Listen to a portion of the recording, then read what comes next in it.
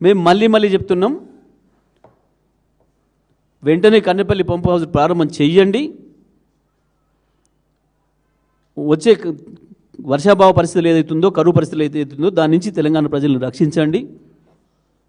లేదు అనంటే నువ్వు చెప్తుంది, ఉత్తమం చెప్తుంది నిజమైతే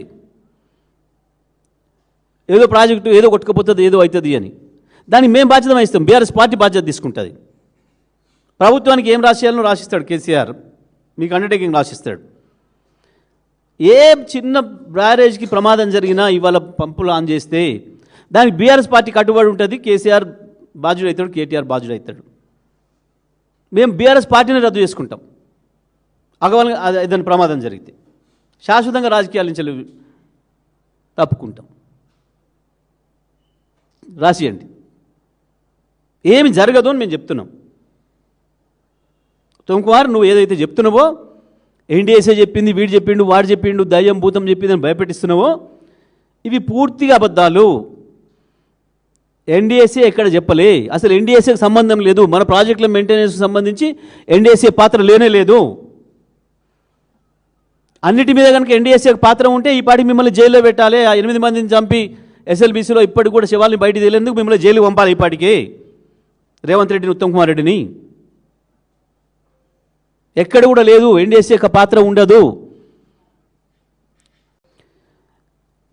నిజమే, కేసీఆర్ గారి ఆదేశాల మేరకు మేమందరం పోయినాం, చూసినాం, అడిగినాం, ప్రభుత్వాన్ని మంచి విజ్ఞప్తి చేసినాం.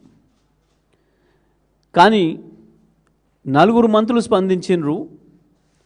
ఏ ఒక్కరన్నా కనీస జ్ఞానంతో, కనీసం సోయితోని తెలంగాణ బిడ్డలమన్న సోయి కూడా లేకుండా మాట్లాడినారు. గవే సొల్లు పురాణం, గదే బూతు పురాణం.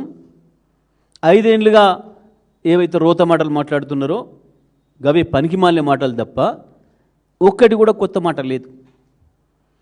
మేము చాలా స్పష్టంగా చెప్పినాం, మీరు ఏందో కేసులు, కమిషన్లు, మీ ముండ కమిషన్లు వేసుకోండి, నడుపుకోండి, మాకు అభ్యంతరం లేదు. కానీ తెలంగాణ రైతులకు శిక్ష వేస్తామంటే చేయని పాపానికి ఇది కరెక్ట్ కాదు అనే మాట చెప్పినాం. నిజమే, ఇంకెన్ని రోజులు పడతారా పాత రోతపాట? 1,00,000 కోట్ల అవినీతి, మీ బొంద అవినీతి. 1,00,000 రూపాయలు కాదు, 10 రూపాయల అవినీతిని కూడా తీయలేకపోయినారు. 2.5 ఏళ్ళు అయిపోయింది, 3 ఏళ్ళకి వచ్చింది. మీరు వేసిన కమిషన్నే కోర్టు చెత్తపుట్టలో పడేసింది, దాని నివేదికని. అది బంద్ చేయండి. మేము ఒకటే సూటిగా అడుగుతున్నాం,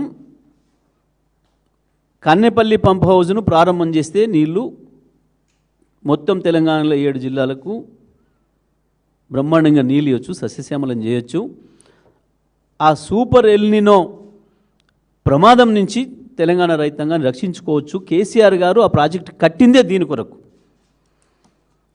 కేసీఆర్ గారు కాళేశ్వరం ప్రాజెక్టుని కట్టిందే ఈ కరువు పరిస్థితులు వచ్చినప్పుడు రక్షించుకోవడానికి, ప్రజల్ని కాపాడుకోవడానికి, రైతాంగాన్ని కాపాడుకోవడానికి, తెలంగాణ భూముల్ని కరువు కోరల నుంచి బయటపడించుకోవడం కొరకు.